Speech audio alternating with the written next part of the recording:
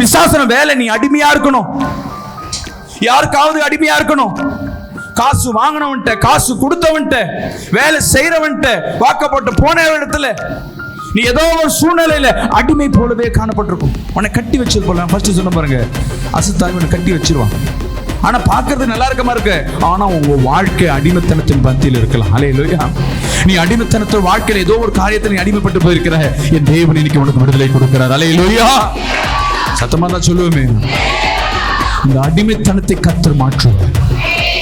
தேவ ஆவியானவர் உள்ள போகும்பொழுது நீ எங்க அடிமைப்பட்டிருக்க, ஐயோ அந்த புள்ள அன்புலயே நான் கட்டி போட்டு வச்சிருக்கேன், ஏதோ ஒரு சூழ்நிலை கட்டி போட்டு வச்சிருக்கேன்.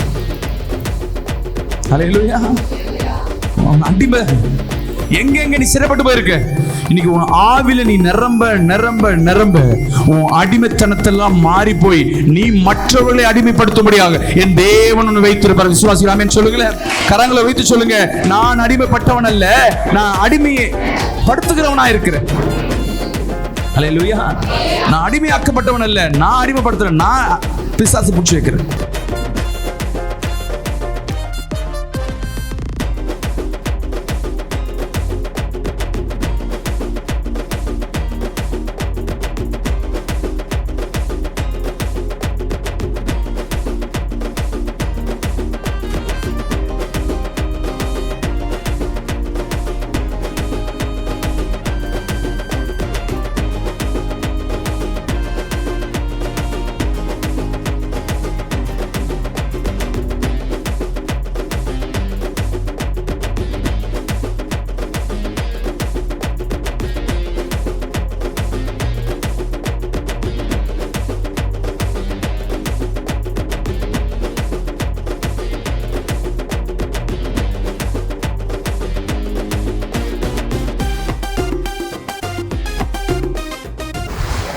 ஒரே ஒரு வசனத்தை பார்ப்போம், எடுத்து படிங்க. மத்தேயு 12ஆம் அதிகாரம் 28-29. நான் தேவனுடைய ஆவியினாலே பிசாசுகளை துரத்துகிறபடியால் தேவனுடைய ராஜ்யம் உங்களிடத்தில் வந்திருக்கிறதே, அன்றியும் பலவானை முந்தி கட்டினால் ஒழிய பலவானுடைய வீட்டுக்குள் ஒருவன் புகுந்து அவன் உடைமைகளை எப்படி கொள்ளையிடக்கூடும்? கட்டினாயே ஆகில் அவன் வீட்டை கொள்ளையிடலாம். இரும்பு லாக்கர் இருக்கு, இங்க கவனிங்கம்மா. இந்த இரும்பு லாக்கர்ல இருக்கிறத ஒரு திருடன் வந்து எடுத்துட முடியுமா? ஏன் முடியாது? ஏன்னா அது பவர். நல்ல பேங்க் லாக்கர் பார்த்தீங்கன்னா நல்ல இவ்வளோ தடிப்பு இரும்புல போட்டு சாவிலாம் போட்டு நல்ல ப்ரொடெக்ஷனோடு இருக்கு. அப்போ பாதுகாக்கப்பட்ட எந்த ஒரு பொருளும் அதை ஒருத்தரும் சீண்ட முடியாது. ஹல்லேலூயா. அதனால வசனம் சொல்லுகிறது. மீண்டும் இந்த வசனத்தை போடுங்க, படிங்க. நாம் தேவனுடைய ஆவியினாலே பிசாசுகளை துரத்துகிறபடியால் தேவனுடைய ராஜ்யம் உங்களிடத்தில் வந்து இருக்கிறதே. தேவனுடைய ஆவியினால், ஆவியில 2 ஆவி உண்டு. நமக்கு தெரிஞ்ச ஆவி இட்லி ஆவி, புட்டாவி, டீ காஃபி ஆவி. ஆவி பறக்க. இந்த ஆவி வந்து உலகத்தின் ஆவி. இன்னொரு 2 ஆவி இருக்கு. இது தேசத்து, நான் சொல்றேன், 1 + 1 - இருள் வெளிச்சம்.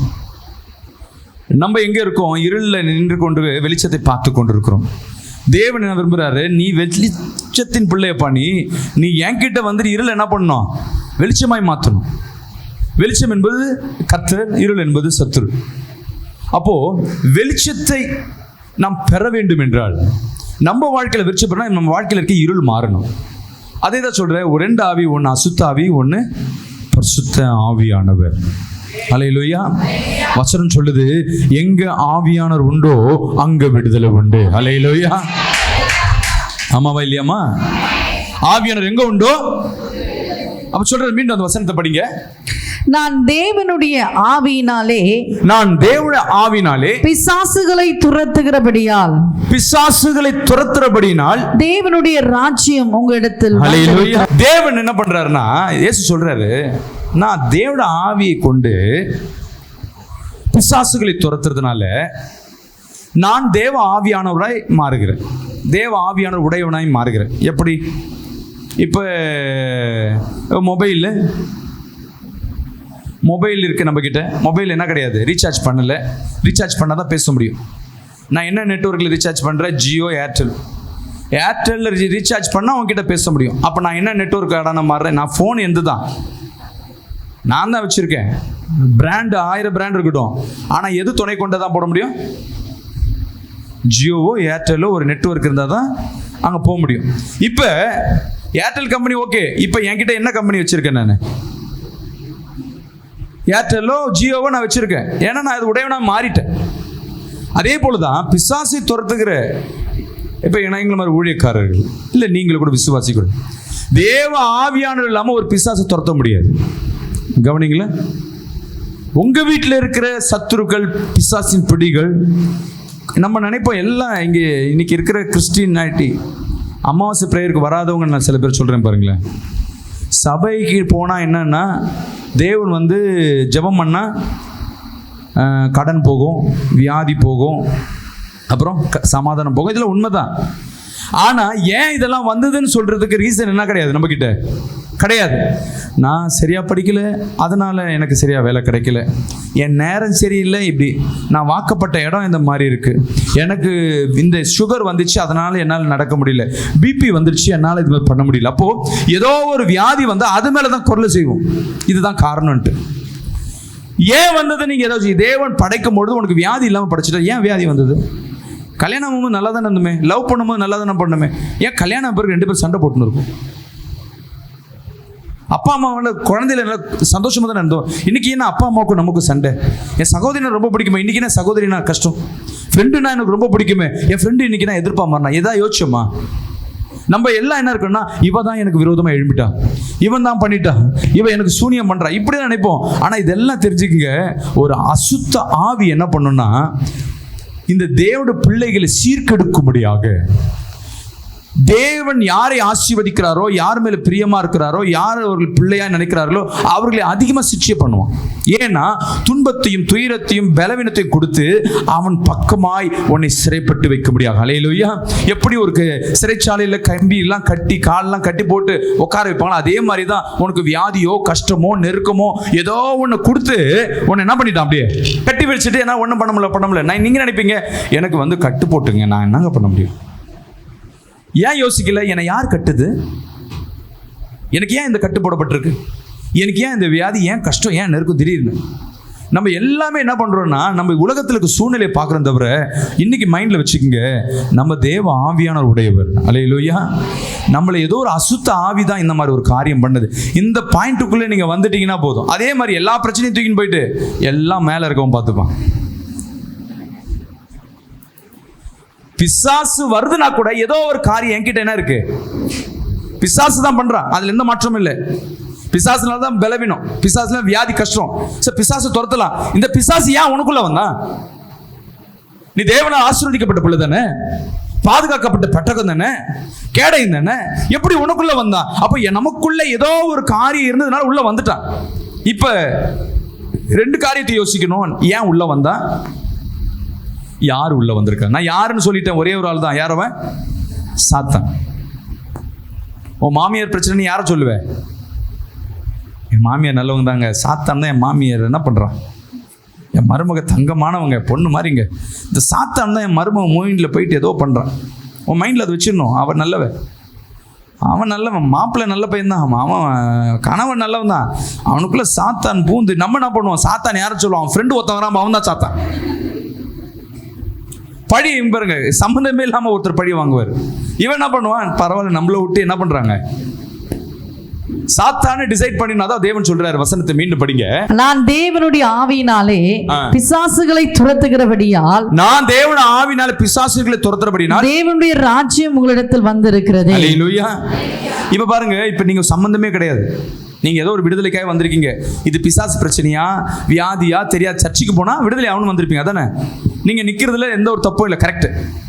இப்ப நான் என்ன பண்றேன், தேவன் என்ன பண்றாரு, இவங்களுக்கு எப்படியா விடுதலை ஆக்கப்படணும். யாராவது ஊழியக்காரர், என்ன மாதிரி யாராவது ஒரு ஊழியக்காரர் உருவாக்கி அவர்கள் மூலமாக தேவ ஆவியானவர் என்ன பண்றாரு, உங்களுக்குள்ள ஊடுருகிறார். விசுவாசிக்கிறாமேன்னு சொல்லுவேன். வரும்போது ஒவ்வொரு தலையில கை வச்சு ஜெபம் பண்றோம். அப்போ என்னன்னா, நாங்கள் அபிஷேகத்தில் நிரம்பி இருக்கிறதுனால இந்த அபிஷேகமானது அவர்களுக்குள்ள கடந்து வருது. இப்போ நீங்களும் என்னவா மாறுறீங்க சொல்லுங்களேன்? ஏன்னா நீ கேட்டு வந்திருக்கிற, தேவனிடத்தில் விடுதலை பெற்றுன்னு வர்ற. அப்போ நீ அபிஷேகம் பெற்று உன் பிள்ளை தலையில நீ கை வைக்கும் போது உன் பிள்ளையும் அபிஷேகம் பெற்ற பிள்ளையாய் மாறும். அல்லேலூயா. நீ கெட்ட எண்ணத்தில் இருக்கிற உன் பிள்ளை எப்படியா மாறும்? இல்லை அம்மாவா இல்லையா? இன்னைக்கு இருக்க காரியம் தான். நம்ம எண்ணங்கள் எப்படி இருக்கு, ஆனா உள்ள வரும்போது நல்ல பிள்ளை மாதிரி இருப்போம். வசனம் சொல்லுதுமா, ஒருத்தர் தலையில போய் கை வச்சு ஜெபம் பண்ணாதன்ட்டு. தெரியாம நீ கையை வச்ச அவனுக்குள்ள என்ன சுபாவமோ அது அப்படியே உள்ள வந்துடும். வேணா டெஸ்ட் பண்ணி பாருங்களேன். யாராவது 2 பேர் வீட்டை கூட்டு வச்சுக்கோங்க, வீட்டு வாசல்ல இல்லை வீட்டு ஹாலில் உட்காந்துட்டு உன் குடும்ப கஷ்டம்லாம் சொல்லுமான்னு கேட்டுனேரு. உன் கணவனை பற்றி கொஞ்சம் சொல்லேன்னு சொல்ல, அது புலம்பிட்டு போகும் பத்தியா 2 மணி நேரத்தில் அதே மாதிரி பிரச்சனை வீட்டில் நடக்கும். எப்படி? அவங்க சாபமா? இல்லை, அவங்களோட வந்த ஆவி நீ கேட்டுனே இந்த பத்தியா, வா உன் கூட்டியே வரேன் நான். இன்னைக்கு நிறைய காரியம் நம்ம பழகிற பார்க்குற காரியங்களை வச்சு தான் நம்மளே நிதானிக்கிறோம். அதனால தான் பெரியவங்க சொல்லுவாங்க, நல்ல பிள்ளைகிட்ட பேசு, நல்ல பிள்ளை. இது உலகத்தான். சபைகள் என்ன சொல்கிறோம்? ஒரு ஆவிக்குரிய பிள்ளையோட பேசு. இன்னைக்கு சபையில் ஆவிக்குரிய பிள்ளையோட பேசுனா என்ன பேசுகிறாங்க சொல்லுங்க பார்க்கலாம். என்னைக்கு ஜெபம்னா இருக்கு, எப்போ முடிப்பார்னே தெரியல. அல்லேலூயா. ஏதாவது ஒரு பிள்ளைங்க, நீ நேற்று எவ்வளோ நேரம் ஜெபம் பண்ண, நான் எவ்வளோ நேரம் ஜெபம் பண்ணேன், நீ இந்த பாவத்தை விட்டு ஏதாவது இந்த டிஸ்கஷன் இருக்குமா? அதெல்லாம் சபைக்குள்ள. சபை விட்டு வெளியே வந்துட்டா நான் உலகத்தானாய் மாறுகிறேன். இங்க வசனம் சொல்லுது, நான் தேவ ஆவியானவர் கொண்டு, படிங்க மீண்டும் நான் தேவனுடைய ஆவியினாலே பிசாசுகளை துரத்துகிறபடியால். பிசாசுகளை துரத்துறபடியா. பிசாசு என்ன பண்ணுது? தேவ வல்லமையினால உன்னை விட்டு ஓடி போயிடுச்சுன்னா உனக்குள்ள யார் வந்துட்டான்னு அர்த்தம்? சொல்லுங்களேன். இப்ப சொல்லுங்க, எனக்கிட்ட எந்த ஆவியும் இல்லை, தேவ ஆவியானவர் தான் எனக்குள்ள இருக்க. வாய்களை தரன்னு சொல்லுங்க. எனக்குள்ள எந்த கெட்ட ஆவியும் இல்லை, தேவ ஆவியானவர் தான் எனக்குள்ள இருக்கிற. அந்த வைராக்கியம், அந்த பலம், அந்த திமிரு உனக்குள்ள இருக்கணும். ஏமா செஞ்சாலும் சரி, தெரியாம போயிட்டேன், தெரியாம இதை பார்த்துட்டேன், இப்ப எதுக்குள்ள வந்துட்டேன் சொல்லுங்களேன். தேவன் உங்களுக்கு ஸ்பெஷல் நம்மளுக்கு கொடுத்துருக்கிறார். நம்ம எப்படின்னா, நம்ம வந்து பச்சைவந்தி போல எங்க போறோமோ அதே மாதிரி மாறிடும். யோசிச்சு பாருங்க, சர்ச்சுக்கு இப்போ வந்திருக்க ஆளு மூஞ்சிங்கெல்லாம் பாருங்க, இந்த பொண்ணுங்களை இந்த வீட்டுக்குள்ள வேலை செஞ்சத்தில் போய் பாருங்க, இங்கே முக்காடெலாம் போட்டு லிப்ஸ்டிக்லாம் இல்லாமல் நல்ல புள்ள மாதிரி இருக்கும். நான் பொதுவாக சொல்கிறேன். வெளியே போன பிறகு நம்ம என்ன பண்ணுவோம்? இங்கே கூட பிரதர்லாம் போகிறேன், praise lord brother, praise lord brother. நேற்று 2 பேர் பேசிக்கிறாங்க. நான் யார் தெரியுமா? நான் 2 மாதம் ஜெயிலில் இருந்தவன் பாஸ்டர். அவர் 2 மாசமா பாஸ்டர்? நான் எத்தனை மாசம் இருந்தேன் தெரியுமா பாஸ்டர் உங்களுக்கு? என்ன பேசிக்கிறாங்க? அவர் பெருமை. ஜெயிலில் போயிட்டு வருது அக்யூஸ்டுன்றதுக்கு அவமானம். இங்க வந்து நான் பெரிய ஆளு, நான் எவ்வளோ பெரிய ஆளு தெரியுமா? 2 பேர் டிஸ்கஷன். அவர் 2 மாசம் போயிட்டு வந்து கதை விடுறாரு. பாஸ்டர் என்னை பத்தி தெரியல, எங்க ஏரியா பத்தி தெரியல, நான் எப்படி தெரியுமா? அப்படின்னா என்ன அர்த்தம்? நம்ம பேசும்பொழுது உள்ளுக்குள்ள இருக்கிற ஆவி எங்க இருக்குன்னு தெரியுது. நானும் சொல்றேன், ஐயா விடுங்க ஐயா, அதை பத்தி ஏன் பேசுறீங்கன்னா, இல்ல பாஸ்டர் அவர் எப்படி பேசக்கூடாது. இப்போ உனக்குள்ள எந்த ஆவி இருக்கு? அவன் எத்தனை மணி நேரம் போயிட்டு வரலாம், இப்போ எனக்குள்ள ஏசப்பா இருக்கிறார். அல்லேலூயா. விசுவாசிக்கிறாமேன்னு சொல்லுவோமே. ஏசு இருந்தா 7,000 தடவை மற்றவங்களை மன்னிக்கலாம். விசுவாசிக்கிறாமேன்னு சொல்லுவோமே. அல்லேலூயா.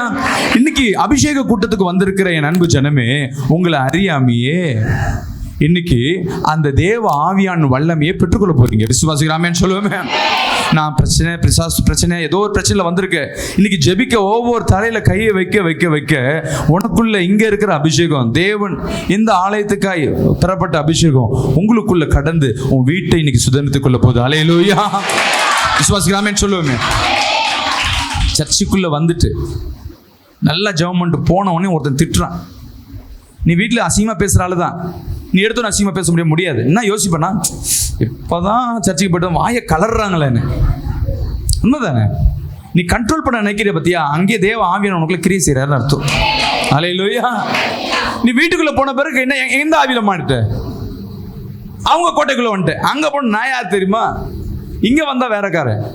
ஆனா நீ போற இடமும் நீயாய் மாறணும். விசுவாசிக்கிறாமேன்னு சொல்லுவோமே. அல்லேலூயா. நம்ம என்ன பண்றோம்? அவங்களுக்கு மாதிரி நம்ம மாறிடுறோம். அப்படி அல்ல, ஒன்ன மாதிரி அவங்க மாறணும். சொல்லுங்களேன். அப்ப தேவ ஆவியானவர் உனக்குள்ள வாசம் செய்ய ஆரம்பிச்சுட்டா போதும், நீ பாதுகாக்கப்பட்ட பெட்டகம். அல்லேலூயா. நீ பெரிய, அதான் சொல்லப்பட்டிருக்கு, அன்றியும் பலவானை முந்தி கட்டால் ஒழிய பலவானுடைய வீட்டுக்குள் ஒருவன் புகுந்து அவன் உடைமைகளை எப்படி கொள்ளையிடக்கூடும். அல்லேலூயா. உள்ள இருக்கிறத நம்ம எடுக்கணும்னா அவனை போய் என்ன பண்ணணும்? முதல்ல கட்டணும். இப்ப பிசாசு நம்மள கட்டி வச்சிருக்கிறான். உனக்குள்ள தேவ ஆவியான வல்லமை ஊடுற உனக்கு தெரிஞ்சுக்கங்க, நீ பாதுகாக்கப்பட்ட பெட்டகமாய் மாற. ஒருவரும் உன்னையும் பிள்ளையும் குடும்பத்தையும் சீண்ட முடியாது. இன்னைக்கு தலையில கை வைங்க. எல்லாம் பழைய கோபம், பழைய தோல்வி, பழைய சோகம், இதுவரை நடந்தது எல்லாமே மறக்கட்டும் ஆண்டவரே. ஆமென். அல்லேலூயா. அன்னைக்கு இப்படி ஆயிடுச்சு, நேற்று இப்படி பண்ணிட்டான், என் பொண்ணு நேற்று நான் தப்பா பேசிச்சு, இந்த கதைலாம் இன்னையோட முடிச்சிடும். ஏன்னா நீங்க சுத்திகரிக்கப்பட்ட பிள்ளை. இனி புதுசு, இனிமேட்டு கத்தர் மாற்றி கொடுப்பேன். அல்லேலூயா. பழைய ஒர்க்காவில் இன்னைக்கு கத்தர் உனக்கு இருக்கிற எல்லாத்தையும் ரீகரெக்ட் பண்ணி அதை சரி பண்ணி கத்தர் உனக்கு புது பொருளாய் பழைய காட்டில் இப்ப விசேஷமாய் உனக்கு ஒரு வாழ்க்கையை கத்தர் கொடுக்க போற. விசுவாசிக்கலாமே சொல்லுவோமே, நல்லா சத்தமா சொல்லுவோமே. ஏன் நம்ம ஆவி தேவ வல்லமை உள்ள ஏன் ஊடுருவ விட மாட்டேன்? ஏதோ ஒரு காரியம் உனக்குள்ளாக இருக்கு. அதுல முதல் காரியம், அதை தெரிஞ்சுக்கொள்ளுங்க. ஓசியா 5ஆம் அதிகாரம் 4ஆம் வசனத்தை எடுத்து வாசிப்போம். அவர்கள் தங்கள் தேவனிடத்துக்கு திரும்புவதற்கு தங்கள் கிரியைகளை சீர்திருத்த மாட்டார்கள். அல்லேலூயா. நம்ம தேவனிடத்துல போகணும். இன்னைக்கு தேவ ஆவியான உடையவராய் மாறணும் அப்படின்னா, தேவனிடத்துல நம்ம நன்மையை பெற்றுக்கொள்ளணும். தெரிஞ்சுக்கங்க, என் வியாதி, நெருக்கம், சூழ்நிலை எல்லாம் மாறணும்னா முதலாவது உனக்குள்ள தேவ ஆவியானவர் வரணும். ஏன் வரமாற்றார்? அங்கதான் கேள்வி இருக்கு. அவர்கள் தங்கள் தேவனிடத்தில் திரும்புவதற்கு தங்கள் கிரியைகளை சீர்படுத்த அவர்கள் என்ன கிடையாது. நான் என்ன மாத்திக்க மாட்டேன், நான் கோபத்தை விட மாட்டேன், நான் பாவத்தை விட மாட்டேன். ஆனா எனக்கு தேவன் நீ நன்மை செய்யணும்னா உள்ள வரமாட்டார். நீ மாத்த ஆயத்தமா இருந்தா அவர் உனக்குள்ள வாசம் செய்ய அவர் ஆயத்தமா இருக்கிறார். ஆமென் சொல்லுவோமே. அது முதல் காரியம். படிங்க. வேசித்தன ஆவி அவர்கள் உள்ளத்தில் இருக்கிறது. அவர் உள்ளத்தில் இருக்கிறது. கர்த்தரை அறியார்கள். கர்த்தரை அறியார்கள். அல்லேலூயா. வேசித்தனத்தின் ஆவி அவர்கள் உள்ளத்தில், கர்த்தரை அறியல. முதல் காரியம் வேசித்தனம். லிசன், நீ தேவனிடத்தில் ஒரு நன்மை பெறணும்னா முதல் குவாலிஃபிகேஷன் வேசித்தனம் உனக்குள்ள இருக்கக்கூடாது. வேசித்தனம்னா ஒரு பிள்ளைய போய் பலாத்காரம் பண்றது இல்லை, விபச்சாரம் பண்றது மட்டுமல்ல, ஒருத்தர் வாழ்க்கையை கெடுக்கிறதும், ஒருத்தருக்கு நம்பிக்கை துரோகம் பண்றதும், தன் மனைவிக்கு, தன் கணவனுக்கு, தன் பிள்ளைகளுக்கு, எங்கெங்கெல்லாம் வேசித்தனம்னா என்ன?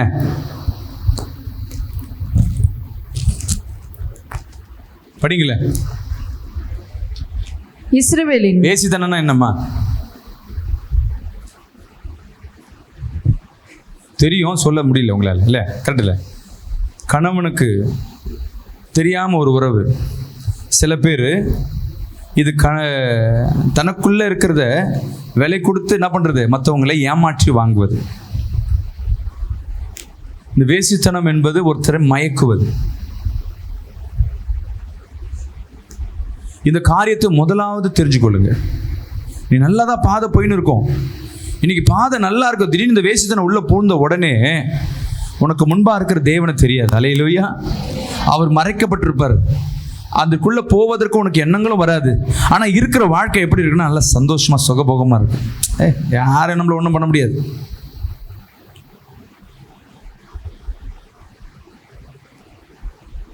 ஒரு பொண்ணு எனக்கு கால் பண்ணு. என்ன வயசுனா 26 வயசு. பாஸ்டர், நான் இப்போ வேலை செய்கிறேன், நான் விபச்சாரம் பண்ணி கொண்டிருக்கேன்.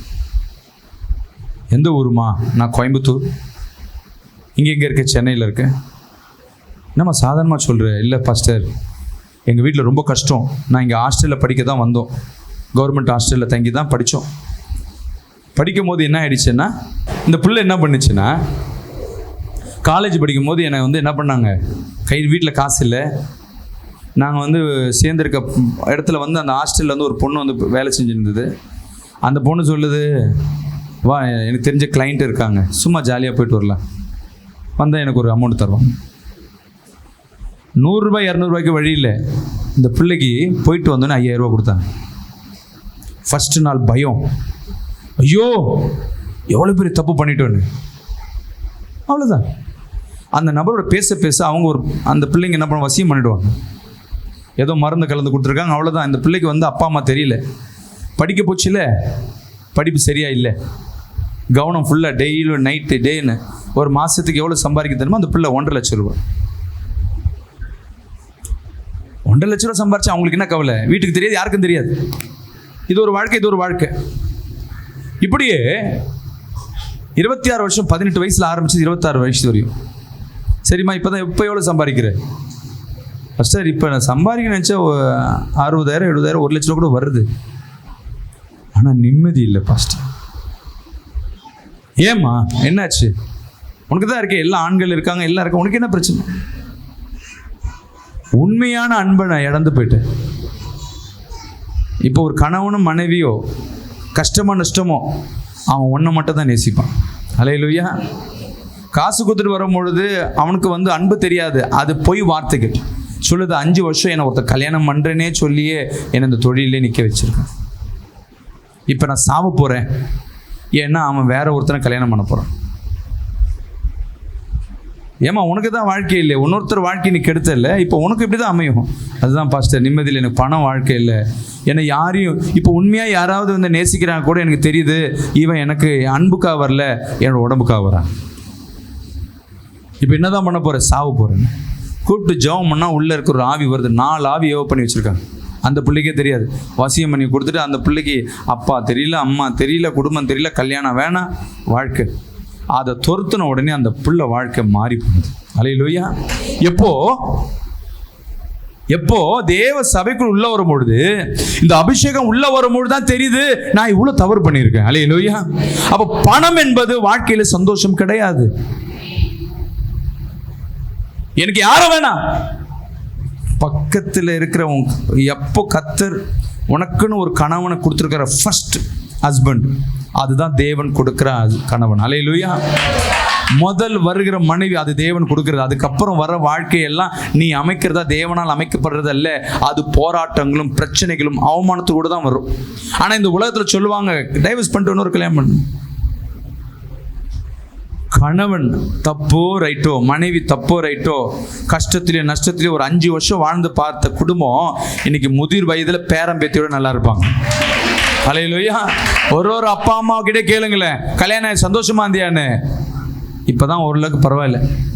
ஒவ்வொன்றும் சொல்லுவோம், அந்த ஆளை கட்டினதா, இவனை கட்டினா, ஆனால் சொல்லிட்டு 2 பேர் பேசிட்டு இருப்பாங்க. இதுதான் உறவு.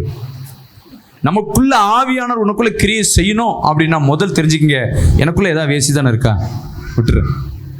இன்னைக்கு விட முடியல ஆண்டவரே, நான் விடுறதுக்கு நான் முயற்சி பண்றேன்னு ஒரு பாயிண்ட், ஒரு முயற்சி, நீ சின்ன ஜெபம் பண்ண, கர்த்தருடைய ஆவியானவர் வல்லமை இன்னைக்கு பெற்றுக்கொள்வேன். அல்லேலூயா. விசுவாசிக்கலாமேன்னு சொல்லுவோமே. எல்லாமே இன்னைக்கு உன்கிட்ட இருக்கிற மாதிரி தெரியும். பிசாசு வேசித்தனத்தை கொடுக்கும் பொழுது எல்லாமே உனக்கு நன்மையாய் தெரியும், எல்லாமே சந்தோஷமாய் தெரியும். ஆனா உன்கிட்ட இருக்கிற ஜீவனை கர்த்தர் பிடுங்கிட்டாருன்னு அர்த்தம். அல்லேலூயா. நான் நடக்கிறேன், உயிர் எடுத்துட்டாங்க. உனக்குள்ள இருக்கிற ஆசீர்வாதம் ஒன்னொன்னா போயினே இருக்கும், வருது 7 இருக்கும். அது சொல்ற அந்த பிள்ளை சொன்ன ஒரு காரியம், 1 லட்ச ரூபா வரும் பாஸ்டர், நான் எங்கெங்கேயோ போயிட்டு 1 லட்ச ரூபா சம்பாதிப்பேன். ஆனா அந்த மாசம் என்ன மிச்சம் இருக்கிறது 5000 கூட இருக்காது. எங்க போறதுன்னு தெரியாது, எப்படி செலவாகுதுன்னு தெரியாது, அப்படியே வீணா போகுது. ஆனா நீ உண்மையா வேலை செய்து, உண்மையா உன் கணவனுக்கு உன் மனைவிக்கு உண்மையா இருக்கனா, எங்க இருக்கிறதோ 1000 ரூபாய் இருந்தாலும் 500 ரூபாய் இருந்தாலும் 100 ரூபாய் இருந்தாலும் அது உனக்கு மீதம் எடுக்க கர்த்தர் கிருபை தருவார். அல்லேலூயா. விசுவாசிக்கலாமே சொல்லுவோமே, விசுவாசிக்கலாமே சொல்லுவோமே. ஆமென். அன்பு பிரியமான ஜனமே, இந்த நாள் கர்த்தர் உங்களோடு பேசிக் கொண்டிருக்கிறார். உனக்குள்ள தேவ ஆவியான வல்லமை வேணும்னா முதல் காரியம் ஞாபகம் வச்சுங்க, வேசித்தனம் எதா இருக்குன்னா, யாருக்காவது நான் துரோகம் பண்றேன்னா அதுக்கு பேர் நம்பிக்கை துரோகம்.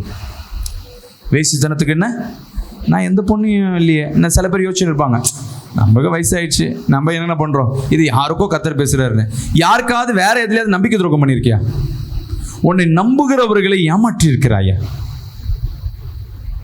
தாய் உன்னை நம்புறாங்க, உன் பிள்ளை, உன் நண்பன், உன் சிநேகிதன் உன்னை நம்பி ஒரு காரியம் கொடுக்கும்போது அதற்கு நம்பிக்கை துரோகம் நீ பண்ணியிருக்கிறாயா? அந்த பேராமீட்டர்ல நீங்க நினைச்சு பாருங்க.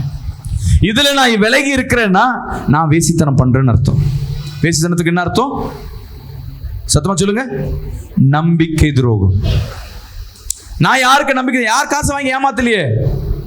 9 மணிக்கு வேலைக்கு வரேன்னு சொல்லிட்டு 9 மணிக்கு உள்ள வரலன்னு என்ன அர்த்தம்?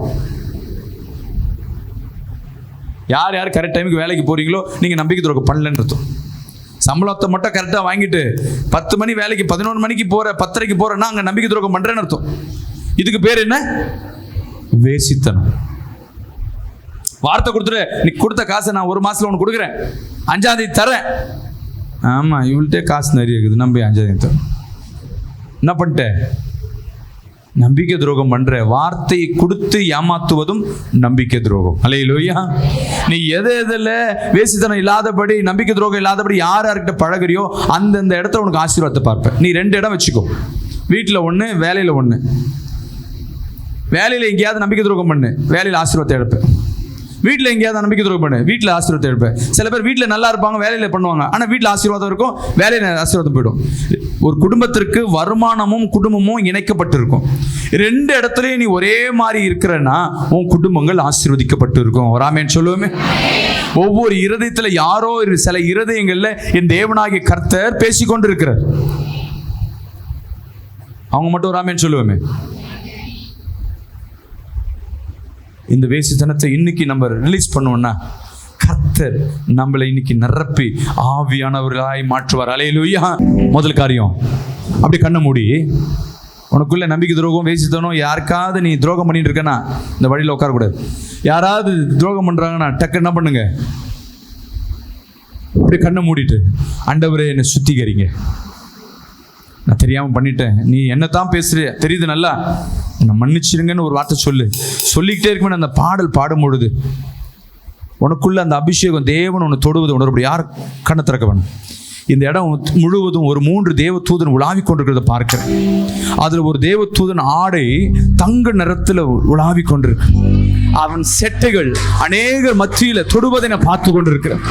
நீ கண்ணை மூடிட்டு நீ கேட்கும் பொழுது, என்ன மன்னின்னு சொல்லும் பொழுது, தேவன் உன்னை தொடுவதே, தேவ ஆவியான உனக்குள்ள அசியப்படுறது உணர முடியும். ஆமென் சொல்லுங்களேன். என்னை விட்டு இந்த வேசித்தனத்தின் ஆவி போயிடுச்சு. சொல்ல சொல்ல ஒவ்வொரு வீட்டுக்குள்ள இருக்கிற, ஆமென் அல்லேலூயா, நிறைய பேர் என் கணவர் இன்னொருத்தோட தொடர்புல வெளியே சொல்ல முடியல.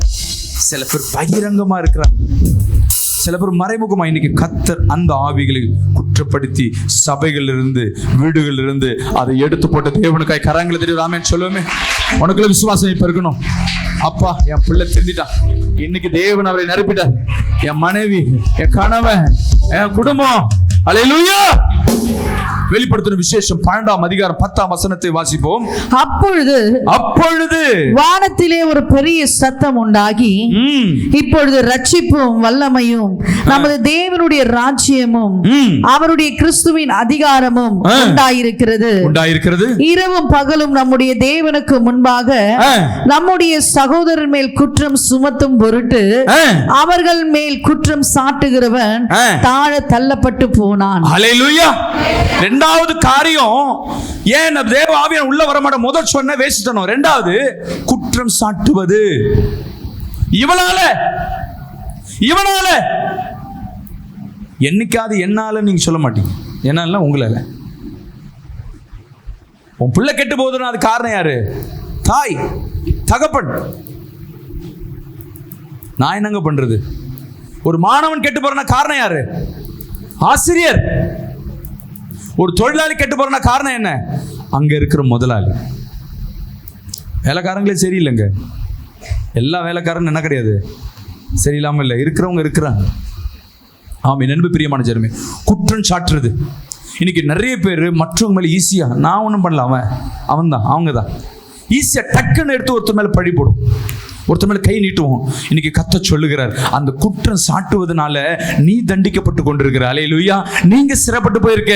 மற்றவங்களை குற்றம் சாட்டுறதுனால அந்த இடத்துல உலகத்துல நீ ஜெயிச்சது போல வீட்டுல இப்போ என்ன மாதிரி அப்பா அம்மாங்களை என்ன பண்ணுவாங்க, எடுத்தவொடனே பிள்ளை இப்படி பண்ண அப்படி பண்ண அப்படி பண்ண. நான் மட்டும் என்ன பண்ணுவேன், எந்த தப்பு செஞ்சாலும் கண்டுக்காத மாதிரி இருப்பேன். ஒய்ஃப் சொல்லுவாங்க, நீங்கள் பண்ணால் மட்டும் கம்முன்னு இருக்கிறீங்க, நாங்கள் பண்ணால் விட்டுருப்பீங்களா நேரத்துக்கு, நீங்கள் பண்ணால் விட்டுருன்னு நைஸாக சொல்லிட்டு போகிறீங்க. என் பையன் கேட்பான், இப்போ நீ செஞ்சால் மட்டும் கம்முன்னு இருக்கணுமாப்பா, நாங்களாம் சிரிச்சுக்கிட்டே கேட்பார். என்ன அது கோமா கேட்ட அடிச்சிருவேன்ட்டு சிரிச்சுட்டே கேட்பான். உண்மைதான். இன்னைக்கு நம்ம கஷ்டப்படுறோம், இன்னைக்கு நம்ம சிறைப்பட்டு போயிருக்கோம், நம்மளுக்குள்ள தேவ ஆவியான ஊடுருவாம இருக்கிறேன்னா நான் யார் மேலேயே கம்ப்ளைண்ட் பண்றேன். என் கணவன் சரியில்லை, என் மனைவி சரியில்லை. ஏன்? அவங்க எப்படி வேணா இருக்கலாம், நான் தேவனுடைய பிள்ளை. சொல்லுங்க, நீ கர்த்தத்தால கழுவப்பட்ட நீ அவங்க மேலே ஏன் பழி சொல்ற? ஏசப்பா யார் மேலேயாவது பழி சொல்லியிருக்காராமா? 3 வருஷம் இங்க ஊழியம் பண்ணார். யார் மேலே? பிசாசு காரணம் பிதா, யூதாசு காரணம் நீ கூட்டாளி சரியில்லை, யூதாசு நீ தான் பிரச்சனை சொன்னாரா? என்ன 3 முறை காட்டி கொடுப்ப நான் குற்றம் சாட்டினாரா? இல்ல. அவர் யார் மேலேயும் பழி போடல. அவருக்கு தெரியுது இந்த பிள்ளை சாத்தான. பேதுரு சொல்றான், ஆண்டவரே உங்களை சிலுவையில் அறைய நாங்க விட மாட்டோம். அதுக்கு ஏசு அவனை பார்த்து சொல்றாரு, அப்பாலே போ சாத்தானேன்னு. இவன் முடிக்கிறான், நான் நல்லது தானே சொல்றேன், நான் என்னையா பார்த்து அப்பால போ சாத்தான்றாரு. அவருக்கு தெரியுது தேவ திட்டத்தை தடை பண்ண பேதுரு மூலமா யார் பேசுறா. பேதுருவை கண்டிக்கல. அதுக்கப்புறம் பேதுரோட ஜாலியா பேசுது. பேதுரு மேலதான் என்ன பண்ணாரு, அவர் ராஜ்யத்தை கட்டினார். யார் மேலே பழி போடுறது? அது ஒருத்தர் மேல பழி சுமத்துற நீ தான், உன்னாலதான் கடன், உன்னாலதான் இப்படி இருக்கேன், நீ தான். இன்னைக்கு நம்மளுக்கு ஒவ்வொருத்தர்கிட்ட இந்த பழக்கம் இருக்கு. இன்னைக்கு சொல்லுங்க, ஆண்டவரே இது மாறணும். அல்லேலூயா. சொல்லுங்க, ஏன் மாறணும்? சொல்லுங்க, ஏன் மாறணும்? இனி நான் யார் மேலேயும் பழி போடக்கூடாது.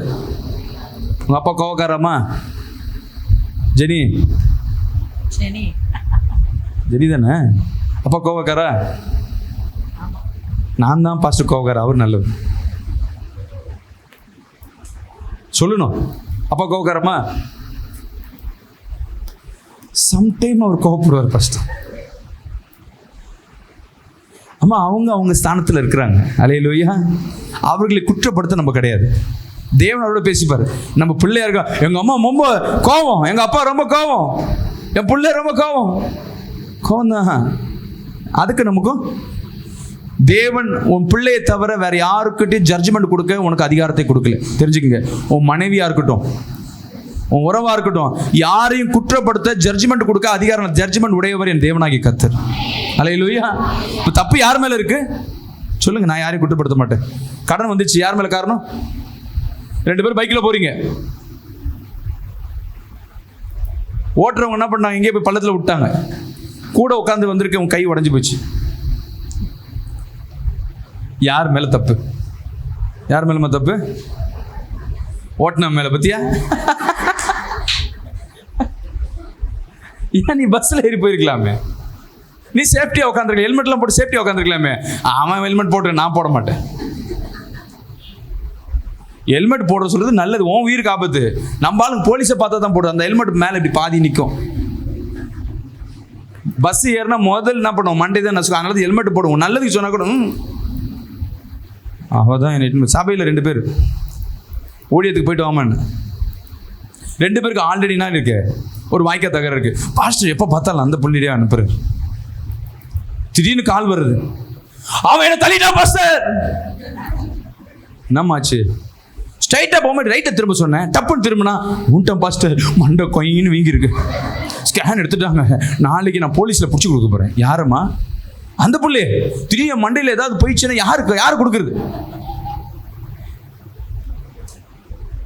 இந்த பஞ்சாயத்தை நான் எப்படி சமாளிக்கிறது?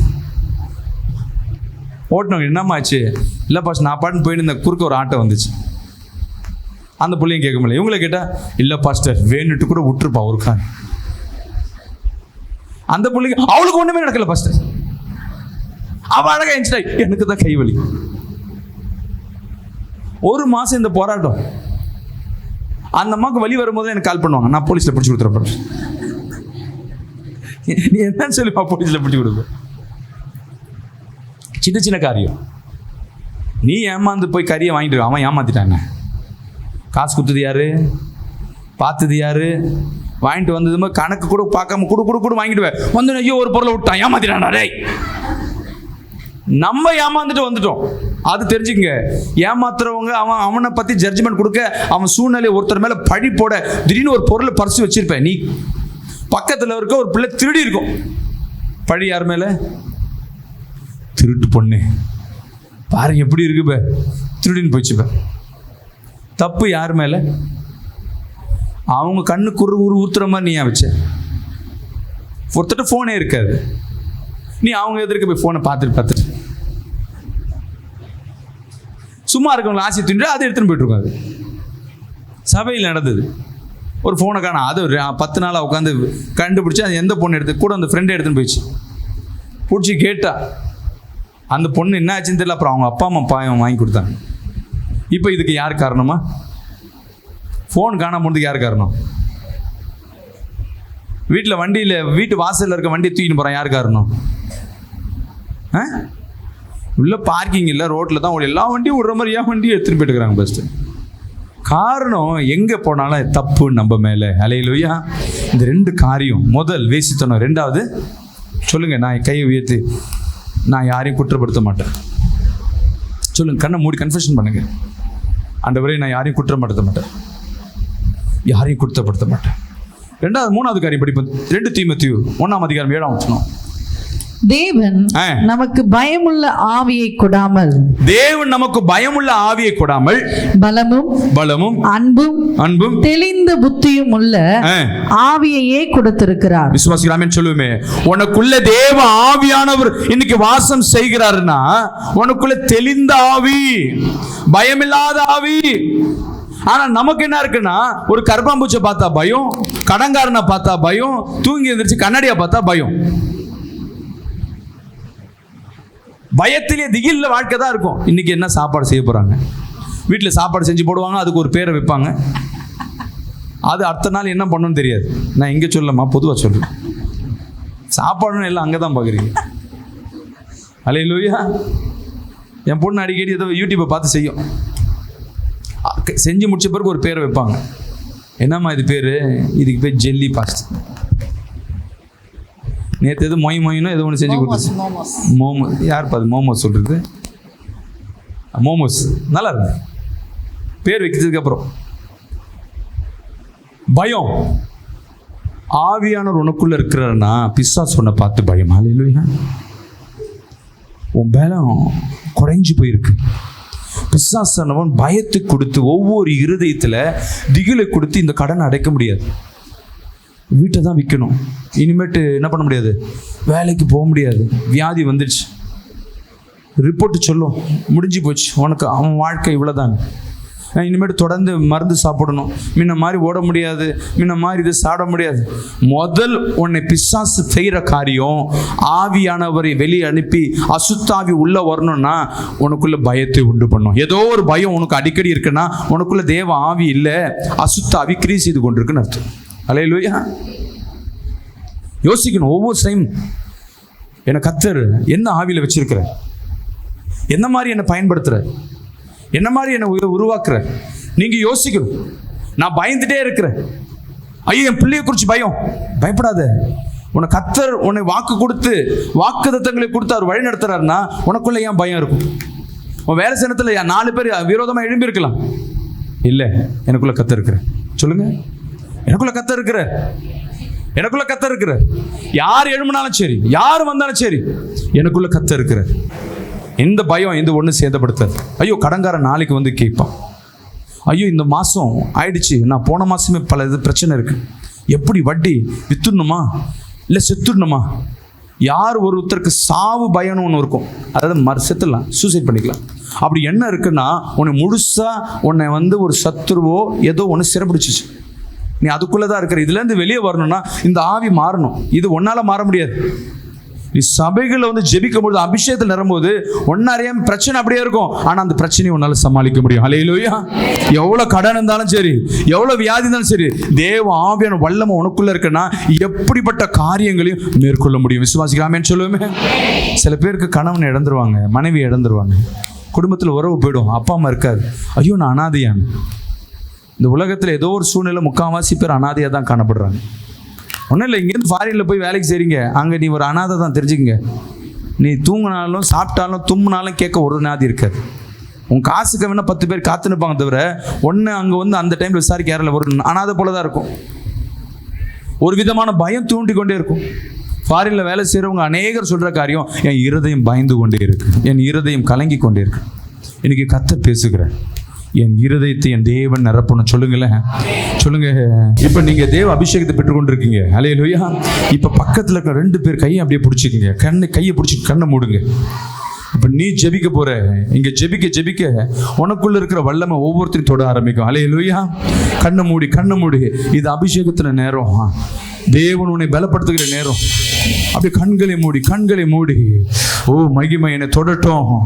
கேளுங்க, பயத்தின் ஆவி என்னை விட்டு கடந்து போகட்டும். கர்த்தர் ஒவ்வொருத்தரையும் பலப்படுத்தி கொண்டே இருப்பார்.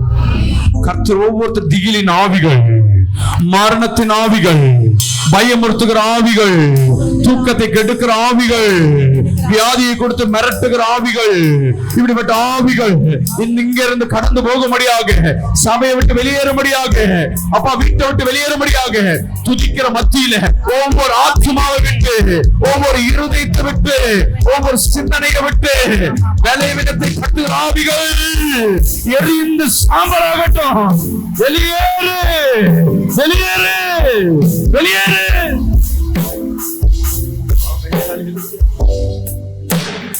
ஹல்லேலூயா. என்ன நடந்தாலும், எது நடந்தாலும் கூட இயேசு இருக்கிறார். ஹல்லேலூயா. எது நடந்தாலும், எப்படி போனாலும் இயேசு என்னோடு இருக்கிறார். பின்னாடி இந்த பிசாசு பேசுவான், இங்க பாருங்க, உனக்குள்ள இருக்கும் அப்படியே பின்னாடி போயிட்டு இருப்பான். பின்னாடி உனக்கு பிரச்சனை இருக்கு, நீ பாடுற, ஐயோ பெரிய சூழ்நிலை, கடன் பிரச்சனை நிக்குது, ஐயோ வியாதி இருக்கு, பிரச்சனை பிரிவினை இருக்கு, வாழ்க்கை முடிஞ்சு போயிருக்கு, என்ன பாடுற, பயம் இல்லைன்னு பாடுற, உன்னை டிப்ரெஷன் பண்ணலாம், உன்னை குற்றப்படுத்தலாம். உனக்குள்ள எனக்குள்ள இயேசு வந்துடும். சொல்லுங்களேன். 4வது ஒரு காரியம் சொல்ற, ரோமர் 8:15 அந்தபடி திரும்பவும் பயப்படுகிறதற்கு நீங்கள் அடிமைத்தனத்தின் ஆவியை பெறாமல் அப்பா பிதாவே என்று கூப்பிட பண்ணுங்க. நீங்க அடிமையாக்கப்பட்டவர்கள் அல்ல, அப்பா பிதாவே என்று கூப்பிடுகிற புத்திர சுவிகாரத்தின் ஆவியை அங்கீகாரத்தை பெற்றவர்கள். அல்லேலூயா. பிசாசன வேலை, நீ அடிமையா இருக்கணும், யாருக்காவது அடிமையா இருக்கணும். காசு வாங்கினவன்ட்ட, காசு கொடுத்தவன்ட்ட, வேலை செய்யறவன்ட்ட, வாக்கப்பட்டு போன இடத்துல நீ ஏதோ ஒரு சூழ்நிலையில அடிமை போலவே காணப்பட்டிருக்கும். உன்னை கட்டி வச்சது போல, நான் ஃபர்ஸ்ட் சொன்ன பாருங்க, அசுத்தாவி உன்னை கட்டி வச்சிருவான். ஆனா பாக்குறது நல்லா இருக்கமா இருக்கு, ஆனா உங்க வாழ்க்கை அடிமைத்தனத்தின் பந்தியில் இருக்கலாம். ஹல்லேலூயா. நீ அடிமைத்தனத்தோட வாழ்க்கையில ஏதோ ஒரு காரியத்தில் நீ அடிமைப்பட்டு போயிருக்கிற, என் தேவன் இன்னைக்கு உனக்கு விடுதலை கொடுக்கிறார். ஹல்லேலூயா. சத்தமா தான் சொல்லுவோமே, இந்த அடிமைத்தனத்தை கர்த்தர் மாற்றுவார். தேவ ஆவியானவர் உள்ள போகும்பொழுது நீ எங்க அடிமைப்பட்டிருக்க, ஐயோ அந்த புள்ள அன்புலயே நான் கட்டி போட்டு வச்சிருக்கேன், ஏதோ ஒரு சூழ்நிலை கட்டி போட்டு வச்சிருக்கு. ஹல்லேலூயா. அடிமை எங்க நீ சிறைப்பட்டு போயிருக்க, இன்னைக்கு உன் ஆவில நீ நிரம்ப உன் அடிமைத்தனத்தெல்லாம் மாறி போய் நீ மற்றவர்களை அடிமைப்படுத்தும்படியாக என் தேவன் உன்னை வைத்திருப்பார். விசுவாசிகள் ஆமென் சொல்லுங்களேன். கரங்களை வைத்து சொல்லுங்க, நான் அடிமைப்பட்டவன் அல்ல, நான் அடிமையை படுத்துகிறவனா இருக்கிறேன். ஹல்லேலூயா. நான் அடிமையாக்கப்பட்டவன் அல்ல, நான் அடிமைப்படுத்துறேன், நான் பிசாசு பிடிச்சி வைக்கிறேன். விசுவாசிகள் ஆமென் சொல்லுவேன். ஒரு முறை சபைக்கு முதல்ல நான் ஊழியத்தில் ஆரம்பிக்கிறேன். அப்போதான் இந்த மாந்திரிக கட்டுகள்லாம் கற்றுட்டு வரேன், ஜெபம் பண்ணி கத்துற சொல்லி கொடுத்துட்டு. ஒரு பிசாசு ஒரு சகோதரனை விட்டு போகவே மாட்டுது. அவன் கூட நான் 30 வருஷமா இருந்துட்டேன், நீ பாட்டு இப்போ போக சொன்ன நான் எங்கே தான் போகிறது, நான் உனக்கு வீடாக கட்டி தர முடியும்பா, நான் எங்கே போகிறது தெரியல எனக்கு, நீ எங்கேயாவது போக சொல்லு, நான் போகிறேன். சுடுகாட்டுக்கு போவான், அங்கெல்லாம் போகலாம், அங்கே போனால் திருப்பியும் நாங்கள் அனுப்புவான். சரி வனாந்திரத்துக்கு போ, இங்கே எங்கே வனாந்திரத்துக்கு எல்லாத்தையும் ஃப்ளாட் போட்டு விற்கிறானே, பிசாசு சொல்லுது. சரி கடலுக்கு போ, கடலில் போனாலும் என்னை திரும்ப வச்சுறானே, நீ எனக்கு இடம் கொடு, நானும் 1 மாசமா வந்து ஜெபம் பண்ணுறாங்க. அது இதே தான் என்கிட்ட கேட்டுக்குது. உடனே சொல்கிறாரு, பாஸ்டர் ஏதாவது ஒரு இடம் கொடுங்களேன் பாஸ்டர். அவங்க கூட வந்தாங்க. அப்பா சொல்கிறாரு, நானே என் ஃப்ளாட்டு போட்டு வச்சுருக்கேன். சரி, இந்த சர்ச்சில் ஓரமாக போய் என்ன பண்ணேன், உக்காந்துக்கோ. சரின்னு உழுந்து போச்சு, அவ்வளோதான். அது கடந்து 1.5 வருஷம் ஆகுது. நான் ஒரே ஒரு வார்த்தை வச்சு சர்ச்சு மோனையில் போய் உட்காருன்ட்டு ஸ்டேஜை விட்டு என்ன பண்ணக்கூடாது. 1.5 வருஷம் கழிச்சு ஒரு பிசாசு ஒன்று, ஒரு பொண்ணு வந்து ஆடினுக்குது. என்னம்மா போக மாட்டேற? அது என்னை கூப்பிட்டுக்குது. இங்கே யார் கூப்பிட்டுக்கிறேன்? ஏன்னா உள்ள போன ஆவி ஆணாவி, இது உள்ள ஒரு பொண்ணாவிக்குது. அது என்னை கூப்பிட்டே இருக்கு. வேணா நாங்கள் சேர்த்து விட்றேன், நான் ஜோடியை சேர்க்குற இடம். அது திடீர்னு அந்த ஆவி இந்த உடம்புக்குள்ள வந்துச்சு. ரொம்ப நாளாக என்ன வச்சிருக்கேன், இந்த பொண்ணோடையே நான் அனுப்பிச்சி விட்றேன். சிறைப்பட்டு அப்போதான் யோசிக்கிறேன், சாதா மனுஷன் நான், என் வார்த்தை கட்டுப்பட்டு உட்காருது. அப்போ நல்லதாவே செய்யலாமே. அல்லேலூயா, அல்லேலூயா. நான் ஆரம்பத்தில் ஜெபம் பண்ணுவேன், அவன் உனக்கு மாந்திரிக பண்ண அவன்கிட்டே போன்னு சொல்லுவேன். எதுக்கு அந்த வேலை? அவன்கிட்ட போய் இன்னும் 2 பிசாசு போய் திருப்பி உன்னை விட மாட்டான். நமக்குள்ள ஆசை. ஒருத்தர் கால் பண்ணுறாரு, நேற்று ஃபஸ்ட்டு எனக்கு மாந்திரிகம் இருக்குமா, எனக்கு யார் செஞ்சிருப்பா, யார் செஞ்சிருப்பா, நீங்கள் பேரை மட்டும் சொல்லுங்களேன், நான் மீதியெல்லாம் பார்த்துக்கிறேன். அல்லேலூயா. நீ ஆவி உடையவனாக இருக்க, உன் வார்த்தைக்கு அது பயப்படும். அப்போ தான் எனக்கு அனுபவங்கள் எப்படி வருதுன்னா, இந்த ஒன்று பிசாசுங்க சண்டை போட்டு வந்து நீ பேசும் பற்றியில் அப்போ தான் எனக்கு பலனாக இருக்கும். நம்ம வார்த்தைக்கெல்லாம் அது என்ன பண்ணுது? ஏன் என்னை பார்த்து பயப்படுற? உனக்கு பின்னாடி தான் ஏசப்பா இருக்கிறாரு. நான் திரும்பி நம்மளுக்கு ஒன்றுமே தெரியல. பிசாசுக்கு தெரியுது நீ யாரால் பாதுகாக்கப்படுகிற, உன் கூட யார் இருக்கிற. உன்னை பார்க்கறதுக்கு நீ டம்மி பீஸ் மாதிரி, அட்டகத்தி மாதிரி தான் இருப்ப. ஆனால் உன் பின்னாடி ஒரு சேனையை தேவன் வச்சிருக்கிறார், தெரியுமா? அல்லேலூயா. நீ சபைக்கு வந்துட்டு போகும்பொழுது உன் வீட்டுக்குள்ள இருக்க பிசாசுல அலறும். அல்லேலூயா. நீ உள்ள என்ட்ரு ஆகும்பொழுது உள்ளுக்குள்ள யாருக்கா தலைவலி, ஏண்டி இவ்வளவு லேட்டு, தெரிஞ்சு போச்சு பிசாசு என்ன பண்ணுது உள்ள.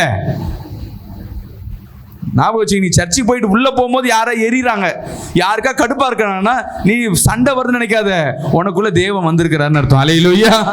நம்ம பயப்படுவோம், சபைக்கு வந்தாவே கத்துறாரு. இல்ல, உன்னை பார்த்து எரிச்சலா வரும். உனக்குள்ள தேவன் வல்லமை இருக்கு, அவனுக்குள்ள பிசாசு இருக்கு. உன்னை பார்த்தாவே நீ போனாவே அங்க எரியுது. நீ எங்க வேணா போ, ஆனா அந்த சபைக்கு மட்டும் போகாத. எங்க வேணா போ, இங்க மட்டும் போகாத. ஏன்னா அது அவன் இல்ல, நம்ம இப்ப அவனுக்குள்ள இருக்க சத்துருக்கு தெரியுது. நீ எப்படிப்பட்ட பாதுகாக்கப்பட்ட பெட்டகொன்னு. அல்லேலூயா. நீ எப்படிப்பட்ட வல்லமையில இருக்கிற. நீ வாயை திறந்து சொல்லணும், ஏசப்பா என்ன சுகமாக்க, பிசாசே போன்னு சொல்லுவியா? எவனாவது குடுகுடுக்காரன் வீட்டுக்கு வந்து திட்டி அமைச்சிருக்கீங்களா? அவன் சொல்லுவான், உங்க வீட்டு வாசல்ல தான் ஜக்கம்மா வந்திருக்கா, ஜக்கம்மா வந்திருக்கா, உன் வீட்டில் ஒரு இழவு உழ போகுது, ஒரு சண்டை உழ போகுதுன்னா, ஐயோ கதவு மூடு, கதவு மூடு, கதவு மூடு. காசும் கொடுக்க மாட்டான், அவனுக்கும் பண்ண மாட்டான். அவன் முன்னத்துல முழிச்சானா அவ்வளவுதான், அவன் ஏதாவது பண்ணிடுவான், ரத்த வாந்தி எடுத்துருவான். இந்த கீரை பிள்ளைக்கும் பாம்புக்கும் சண்டை போடுறோம், கடைசியில் சண்டை போட மாட்டான். நம்ம பார்த்து பார்த்து பார்த்து பார்த்து யார் பார்க்குறாலும் ரத்தம் வாந்தி எடுப்பாங்க. ஐயா அப்போ வேணான்னு போயிடுவாங்க, பயம் காட்டி விடுவான். நீ கமாண்ட் கொடுத்துப்பாரு, அதற்கு அதிகாரத்தை கொடு. பிசாசை பார்த்து நீ பயப்படணும். சரி, பிசாசு உன்னை பார்த்து பயப்படணும், நீ பயப்படக்கூடாது. பிசாசு கமாண்ட் கொடு. குடுகுடு ஏய் என்ன வேணா பண்ண போட. போன வருஷம் தீபாவளி அமாவாசை பிரேயர்லாம் முடிஞ்ச பிறகு இந்த சர்ச்சில் இருக்க 2 பேர் வந்து என்ன பண்ணிட்டாங்க, பசங்களுக்கு பட்டாசு கொடுத்தாங்க. நைட்டு போய் உட்காந்து என்ன பண்ணுறோம், ரோட்டில் பட்டாசு வச்சுன்னு இருக்கோம். தீபாவளி அமாவாசை முடிச்சு அன்றைக்கி நைட்டு தான் நினைக்கிறேன். ரோட்டில் அந்த எங்கள் கார்னர் நைட்டு ஒரு 12 மணி இருக்கும், 2 அரை மணி வந்துச்சு. சேட்டு,